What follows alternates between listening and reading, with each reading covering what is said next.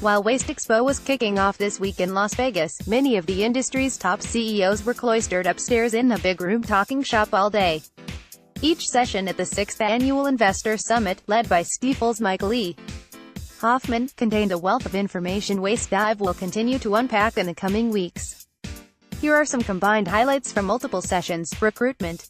He also believes a tighter legal immigration policy is bad for business, saying, "You want to create a real service industry problem, adopt a limited immigration plan." Waste Management CEO Jim Fish, both at the summit and a subsequent fireside chat the next day, said the industry can do more to embrace diversity and target candidates in populations with higher than average unemployment rates. An estimated 40% of the company's drivers are Latino and 20% are Black. Minorities make up the majority of our driver ranks, but do they make up the majority of our management ranks? Not even close, he said. Advanced Disposal Services CEO Richard Burke said a safer workplace can also make the industry more appealing. He believes automated technology for lane change alerts and other functions could help with that process, and said the company has experimented with driving simulators in certain markets. Consolidation. Republic Services CEO Don Slager believes the industry has gotten better at efficiently executing big deals in the past 10 years, and that the market has rewarded this trend, so there could be more to come. "There are many high-quality companies out there that we would love to own," he said.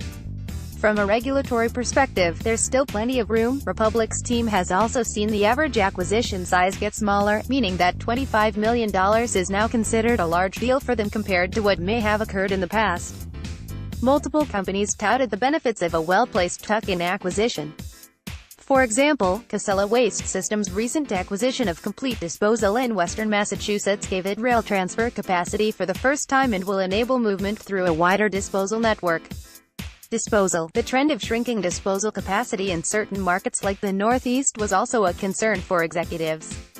CEO John Casella said the supply and demand imbalance is growing and that exporting waste farther distances is inappropriate. This is especially true for Massachusetts, where one of the company's landfills will be closing at the end of this year due to regulatory and community pressure. Fish said this trend of landfills being regulated away has affected every company at least once, and that the industry needs to start thinking about what will happen after many sites reach capacity in coming decades. In his view, this will either mean building new landfills farther away from population centers or finding a new type of technology to fill the gap. Fish doesn't think maximizing current systems will necessarily be the solution. "I just don't believe that single-stream recycling is the answer to landfills naturally coming to the ends of their lives," he said.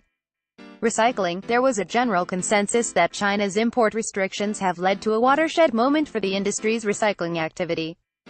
Mittelstaedt said he thinks the recycling model is broken, and that industry and politicians in conjunction are to blame for this. Fish reiterated the company's recent message about customers pushing diversion versus recycling being the problem, saying that it was time for not just more education but also enforcement. Bork said the industry has to become much more dogmatic about contract terms. All of this will likely lead to higher recycling costs, which some of the executives thought businesses would be more willing to pay than residents. "Americans are green. That means they like money. It doesn't mean they're gung-ho about recycling," said Mittelstaedt. "The vast majority of people they'll pay a little, not a lot." What all of this will mean for recycling rates and disposal activity is still uncertain, but it's clear that the industry's leading CEOs see a prime opportunity to adjust the model.